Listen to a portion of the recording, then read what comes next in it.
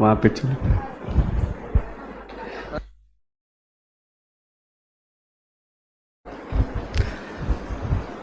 Hello hello, बहुत बहुत धन्यवाद इतने बड़े आयोजन के लिए।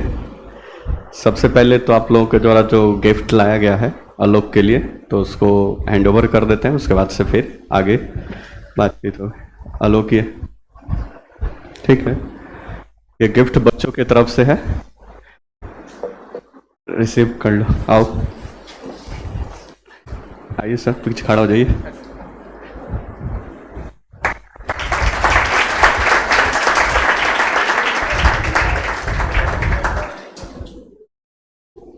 बहुत बहुत धन्यवाद तुम आए, और सभी की तरफ से भविष्य के लिए शुभकामनाएं कि इंटरव्यू भी बेहतर तरीके से जाए, और आप 1.5-2 महीने के बाद जब फाइनल रिजल्ट हो तो आप ऑफिसर बन के संस्थान में पधारे।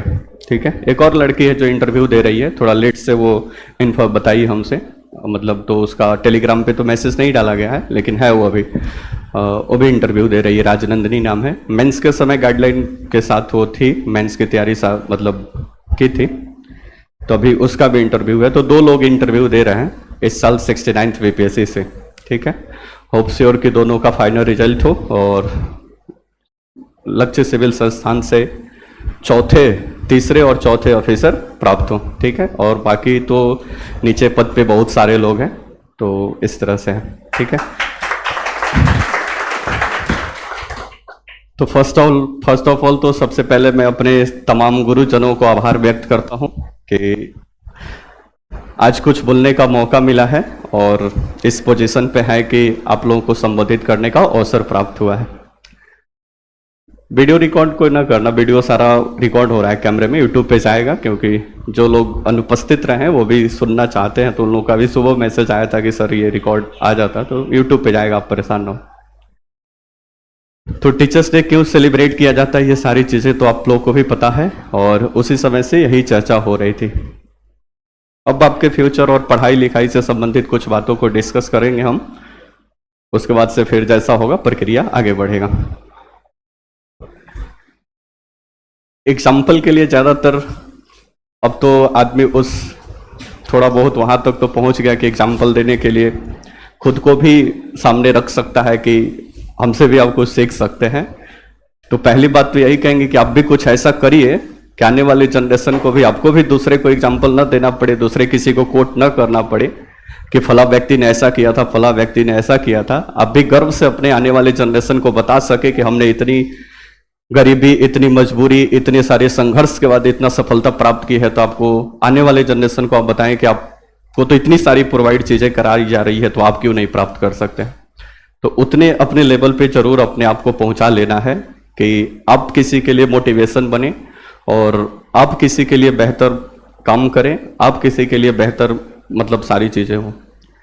इसके लिए ज़रूरी है कि आपको भी संघर्ष करना पड़ेगा, लक्ष्य चाहे जो भी हो, क्योंकि दुनिया के किसी भी इंसान का इतिहास उलट पलट कर देखोगे, उसको खोलकर पढ़ोगे, किसी भी इंसान के साथ ऐसा नहीं होगा कि वो बिना किसी संघर्ष के अपनी मंजिल तक पहुंच गया हो। अगर हो तो कोई वर्ल्ड लेवल पे चाहे कंट्री लेवल पे कोई ऐसा व्यक्ति जो बिना संघर्ष के अपने मंजिल तक पहुंच गया हो, तो आप सर्च कर सकते हैं। कोई ऐसा आदमी आपको नहीं मिलेगा। किसी भी फील्ड में चले जाएं, क्रिकेट की दुनिया में चले जाएं, बॉलीवुड की दुनिया में चले जाएं, हॉलीवुड की दुनिया में चले जाएं, पढ़ाई की दुनिया में चले जाएं, पॉलिटिक्स की दुनिया में चले जाएं, दुनिया में जितने लोगों ने भी अपनी मुकाम बड़ी कुछ अचीव किया है, सबके पीछे उनका लगन, उनका संघर्ष, उनका मेहनत जिम्मेदार है। आपको क्या लगता है मोदी जी अभी प्राइम मिनिस्टर हैं, इतना ग्लैमर है और सारा चीजें तो एक दिन में ही पॉसिबल हो गया? ऐसा कतई नहीं है। उनके संघर्ष की कहानी आप भी पढ़ेंगे तब भी आपको पता चलेगा कि एक चाय बेचने वाला देश का प्राइम मिनिस्टर है, तो इतना आसान काम नहीं है। आप सुनेंगे अभी सुब्रमण्यम स्वामी का एक इंटरव्यू आया है, 1.5 घंटा का, फुर्सत मिलेगा तो सुनिएंगे। तो उन्होंने बताया था कि 1975 में जब इमरजेंसी लगी थी और हम लोग आरएसएस के काम से संबंधित गुजरात वगैरह जाते थे, तो उस समय मोदी जी उन लोगों को रिसीव करने आते थे, लगेज उन लोगों का बस्ता उस्ता बैग वोग ढोते थे और उनके साथ पीछे पीछे चलते थे, उनका सेवा सत्कार करते थे नरेंद्र मोदी जी। लेकिन आज देखिए देश के प्राइम मिनिस्टर है और सब मतलब कहाँ तक पहुंचे हुए।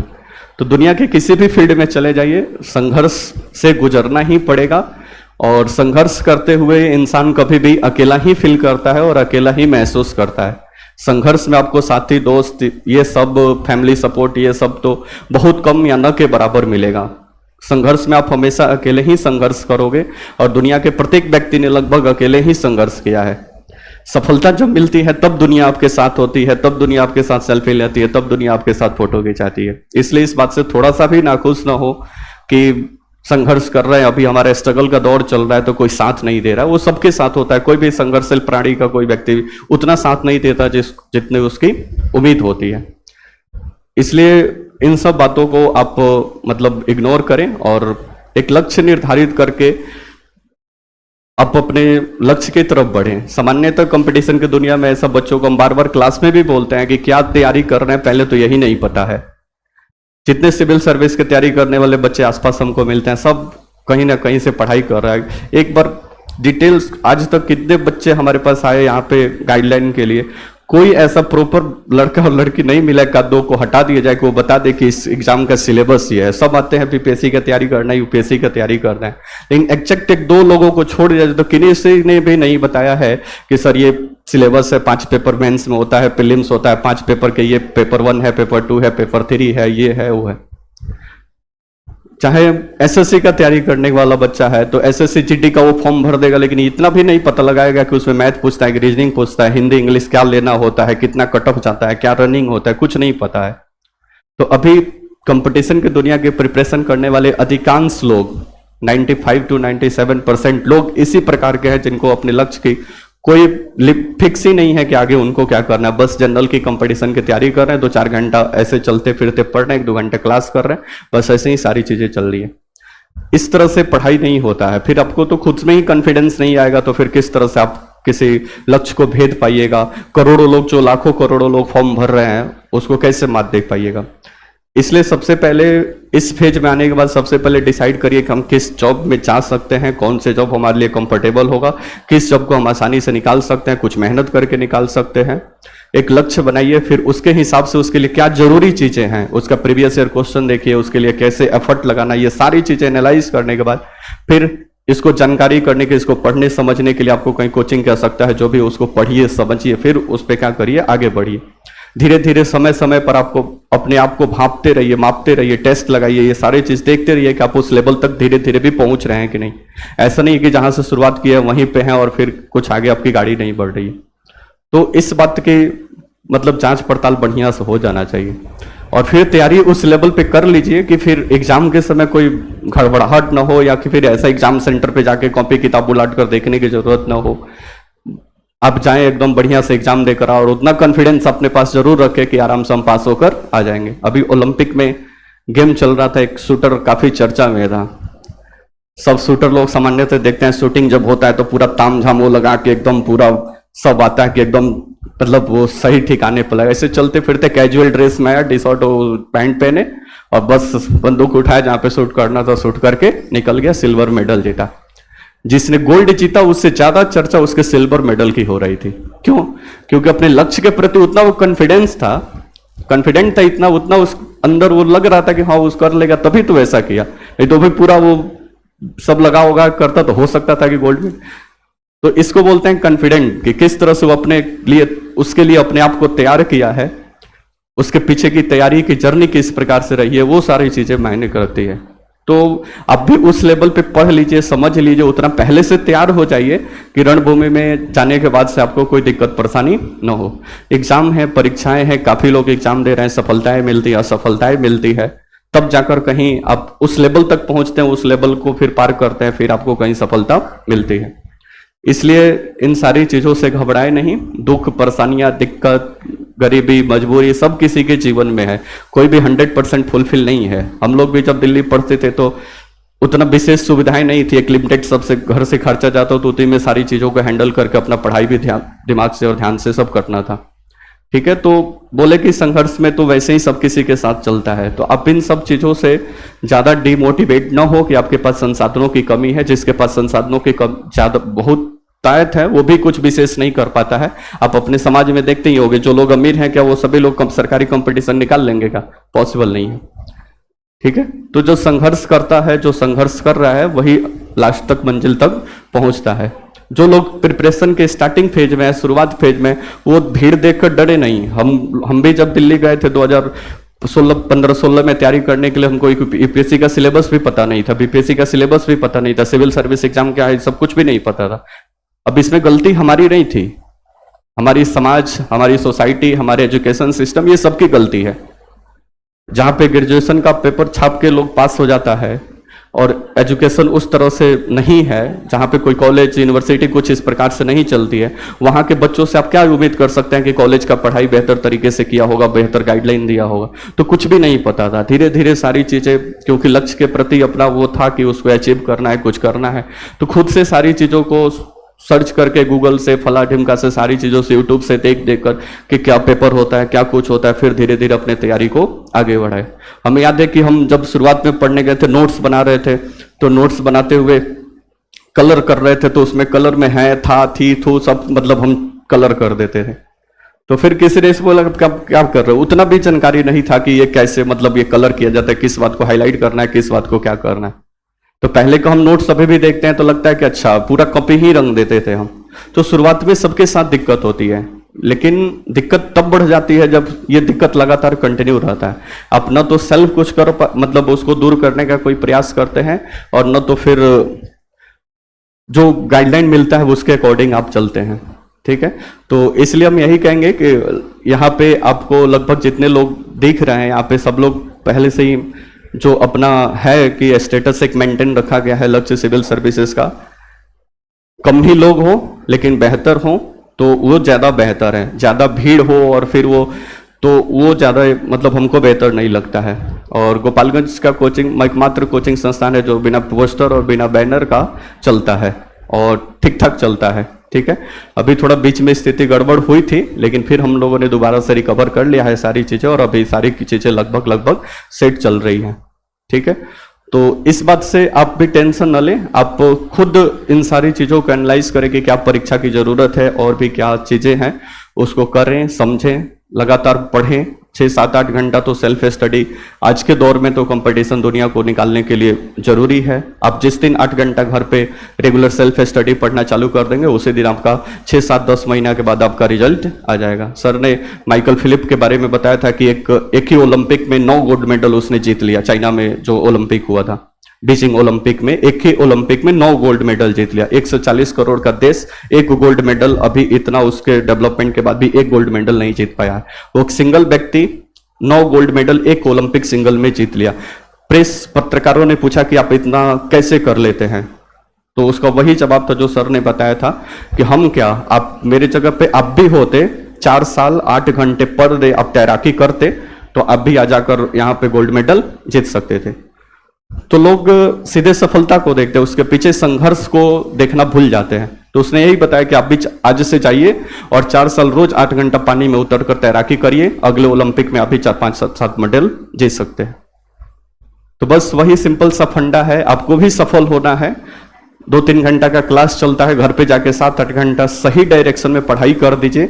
आने वाले 6-7-10 महीने के बाद, साल भर के बाद आपका पेपर हो जाएगा, क्लियर हो जाएगा। अब नहीं पढ़ेंगे तो फिर वही 3-5 वर्षीय योजना, 4 वर्षीय योजना, 10 वर्षीय योजना चलता रहेगा। बैच शुरू होगा, फिर आएंगे, फिर जाएंगे, फिर आएंगे, जाएंगे, 1 महीना पढ़ेंगे, 2 महीना घर पे रहेंगे, फिर ऐसे ही चलते रहेगा। ठीक है, तो एक पूरा अपना प्लान बनाकर 2-3 घंटा का आपका क्लास है, फिर 7-8 घंटा घर पे आप खुद के सेल्फ स्टडी करते हैं, कभी नोट्स पढ़ते हैं, कभी क्वेश्चन लगाते हैं, कभी दूसरी सारी चीजों को देखते हैं, तो फिर धीरे धीरे आपकी प्रक्रिया आगे बढ़ता है। तब आपको भी धीरे धीरे कॉन्फिडेंट होने लगता है कि अच्छा हमारा भाई मतलब ठीक डायरेक्शन में हम भी जा रहे हैं, और फिर वो आपकी गाड़ी आगे बढ़ती है। ठीक है, तो पढ़ाई भी जरूरी है और साथ ही साथ एक सही डायरेक्शन भी जरूरी है। डायरेक्शन सही कैसे होगा इसका पता लगाने के लिए सबसे बेस्ट है आपका PYQ, प्रीवियस ईयर क्वेश्चन। जिस भी एग्जाम का देना है प्रीवियस ईयर क्वेश्चन 10 साल का उठाकर आप देखिए, आपको मोटा मोटी आइडिया मिल जाएगा कि ये कमीशन हमसे क्या पूछना चाहता है, चाहे किसी का भी पेपर हो। ठीक है, नहीं तो आप मेहनत करते रह जाएंगे, डायरेक्शन सही नहीं होगा, कहाँ पे आपको टारगेट करना है ये सारा पता नहीं होगा, तो फिर आपको अपना सफलता का लाभ नहीं मिल पाएगा। भारत पाकिस्तान के बीच फुटबॉल मैच चल रहा था, और भारत पाकिस्तान का मैच ऐसे ही हाई वोल्टेज मैच होता है भाई। इधर का कोच उकसाया कि एकदम कुछ भी हो जाए, भारत से नहीं हारना है, भारत का कोच इधर से उछल रहा है, भले कुछ भी हो जाए, जीना मरने की बात है, पाकिस्तान से नहीं हारना है। 90 मिनट का गेम हुआ, दोनों तरफ से एकदम अंधाधुन, दोनों तरफ से गेम हुआ। 90 मिनट का जब टाइम ओवर हुआ तो पता चला कि दोनों तरफ 0-0 गोल हुआ है। मेहनत तो काफी हुआ, तब पता चला कि उसमें जो फुटबॉल हो रहा था उसमें गोल के लिए बाउंड्री ही नहीं लगाई थी कि कहां पे गोल करना है। इसलिए केवल मेहनत करना जरूरी नहीं है, कहां के लिए मेहनत कर रहे हैं, आपका लक्ष्य क्या है, कहां आपको पहुंचना है, इस सब का भी पता लगा लेना और इसकी भी जानकारी क्या है, अति आवश्यक है। नहीं तो आज के दौर में बच्चे तो ऐसे ही बस कंपटीशन चल रहा है तो चल रहा है, ठीक है। और डिमोटिवेट ना हो, ठीक है, संघर्ष करें, आगे बढ़ें। पूरा सहयोग लक्ष्य सिविल सर्विसेज के संस्थान की तरफ से रहेगा। पूरा हम लोग लगातार कोशिश करते हैं कि कैसे बेहतर से बेहतर हो सके। बहुत टाइम निकाल कर आपको क्लास लेने, 2-3 घंटा सुबह जो हम क्लास लेते हैं, इतना आसान काम नहीं है कि सर्विस के साथ मतलब क्लास लेना, ठीक है। फिर भी आपके लिए टाइम निकाला जाता है। पैसा और ये सब मोटो रहता तो बिहार सरकार उतना पैसा देती है कि आराम से आदमी सुख चैन से खा पी जी लेगा, ठीक है। लेकिन फिर भी एक है कि लक्ष्य सिविल सर्विसेज संस्थान एक है, इसका अपना वजूद तो उसको बरकरार रखा जाए। इसलिए सारी जगहों से टाइम की कटौती करते हुए आपके लिए 1-2 घंटा का टाइम निकाला जाता है कि आप भी कुछ करें। और एक टीचर की बस इतनी ही ख्वाहिश होती है कि आप सक्सेस हो, और सक्सेस हो तो आपकी जब लाइफ स्टाइल लिखी जाए, आपकी जीवनी लिखा जाए, तो उसमें एक शब्द आपके शिक्षक का भी आएगा, हमने यहाँ से पढ़ा था, यहाँ से समझा था, इनका भी एक महत्वपूर्ण योगदान था, ठीक है। लोग आपके खिंचाई करने वाले भी होंगे, बुराई करने वाले भी होंगे, समाज में सभी प्रकार के लोग हैं। 100 में से 90 लोग आपके खिंचाई करने वाले होंगे, डिमोटिवेट करने वाले होंगे। आप बोलोगे कि हमको सिविल सर्विस का तैयारी करने वाला है, 10 आदमी से बोलोगे 9 आदमी कहेगा कि आपका नहीं हुआ। अलग अलग लोगों का एग्जाम्पल देगा कि वो पढ़े थे तो उनका नहीं हुआ, वो पढ़े थे उनका नहीं हुआ। भाई उनकी कमी है, वो अपना समझे, उनका नहीं हुआ तो इसका मतलब थोड़े कि आपका नहीं होगा।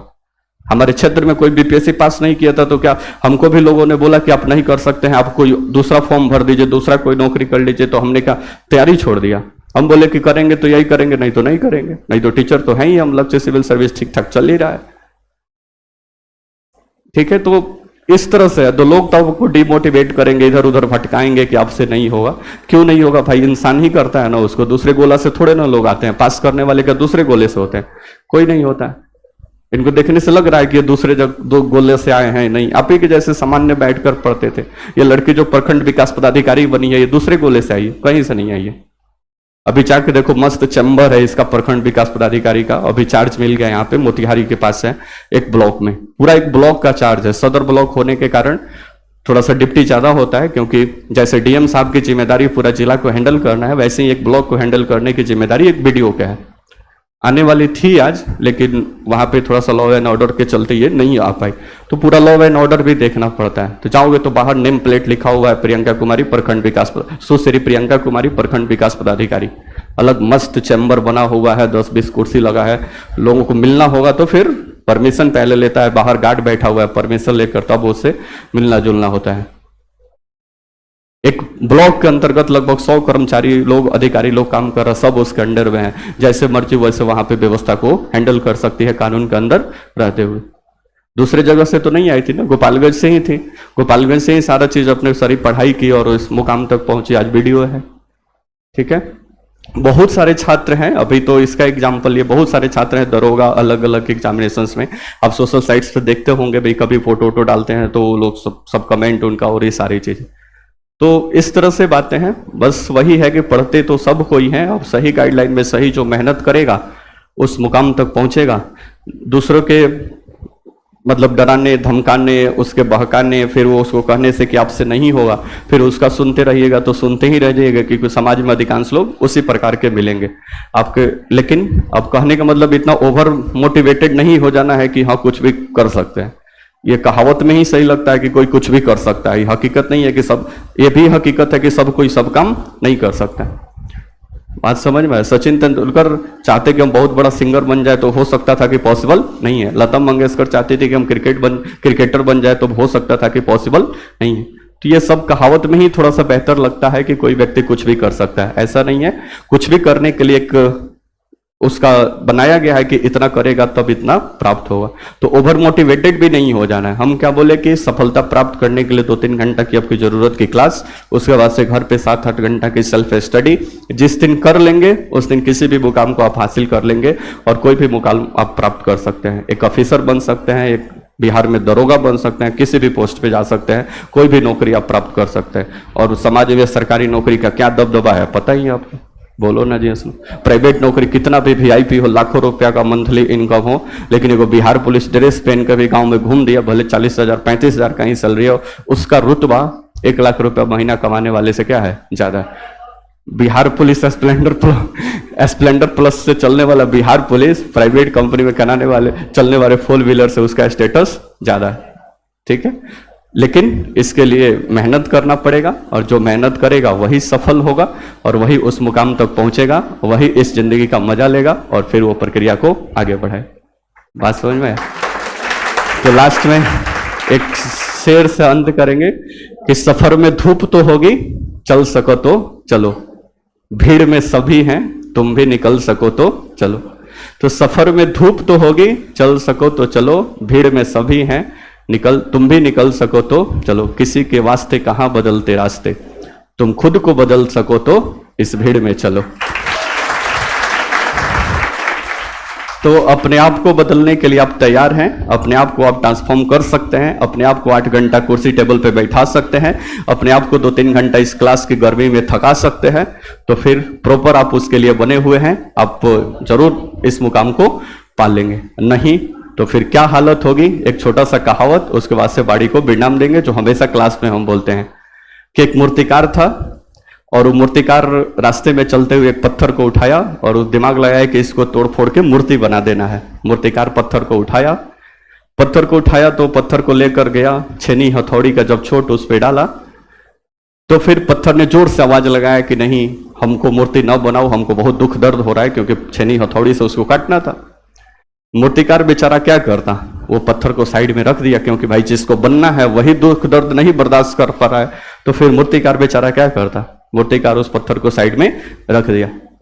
फिर किसी दिन और रास्ते से गुजर रहा था, तब तक एक दूसरा पत्थर ने आवाज लगाया कि हमको ले चलिए, हमको मूर्ति बनाइए। फिर वो दूसरे पत्थर को उठाया और ले जाके बढ़िया से डिजाइन करके छेनी हथौड़ी को, उसके पूरे चोट को उस पत्थर ने बर्दाश्त किया और एक बेहतर मूर्ति का रूप उसको बनाकर तैयार किया। अब उस मूर्तिकार ने उस मूर्ति को ले जाकर किसी पीपल के वृक्ष के नीचे उसको रख दिया। भारत तो आप जानते ही, 33 करोड़ देवी देवताओं का देश है। मूर्ति को लोग देखा, वहां पे पूजा पाठ क्या हो गया, चालू हो। फिर किसी सज्जन ने प्लानिंग किया कि पूजा पाठ जब चालू हो गया है तो क्यों नहीं यहाँ पे एक मंदिर का क्या कर दिया जाए, निर्माण कर दिया। फिर मंदिर के निर्माण करने के लिए, उसके शिलान्यास करने के लिए प्रक्रिया क्या हुई, चालू हुई। तो आप देखते हैं कि कोई भी काम शुरुआत होता है तो फिर वहां पे एक नारियल तोड़ा जाता है। तो फिर वहां पे मंदिर बनाने के लिए जब नारियल तोड़ने की बारी आई तो सोचा गया कि कहाँ पे नारियल टूटेगा। तो फिर मूर्तिकार उस पत्थर को उठा कर लाया जो उसने मूर्ति बनने से इनकार कर दिया था। फिर उस पत्थर को लाया गया, उस मंदिर के पास रखा गया, उसी पे नारियल तोड़ा गया। और जब मंदिर बनकर तैयार हो गया और उसके बाद जितने भी नारियल टूटे सब उसी पत्थर पे टूटने लगे। तो थोड़ा सा दर्द नहीं बर्दाश्त किया और मूर्ति नहीं बना, जिसका खामियाजा उसको भुगतना पड़ा कि अब जब तक वो पत्थर का अस्तित्व रहेगा तब तक वो नारियल का चोट बर्दाश्त करते रहे। तो आपका भी जीवन कुछ इसी प्रकार से है। आप पढ़ लिख कर सक्सेस हो जाते हैं, इस दर्द को बर्दाश्त कर लेते हैं, सोशल मीडिया साइट से हटकर अपनी पढ़ाई को कर लेते हैं, तो फिर आप उस मंदिर का भगवान हो जाएंगे। नहीं तो फिर जिंदगी भर उसी पत्थर की तरफ पड़े रहेंगे। जो भी लोग आएगा 2 बात कह के जाएगा, वो भी एक प्रकार का नारियल का चोट ही महसूस होगा। तो अब आपके हाथ में है, सोशल मीडिया साइट और मोबाइल फोन को छोड़कर साइड लगाकर कितने देर आप पढ़ सकते हैं, कितना आप मेहनत कर सकते हैं, कितने दिन के अंतर्गत आप मूर्ति में परिवर्तित हो जाते हैं। नहीं तो फिर पत्थर का चोट सहने के लिए भी आपको तैयार रहना पड़े। ठीक है, तो यहीं पे अपनी बाड़ी को विराम देते हैं। जय हिंद, जय भारत।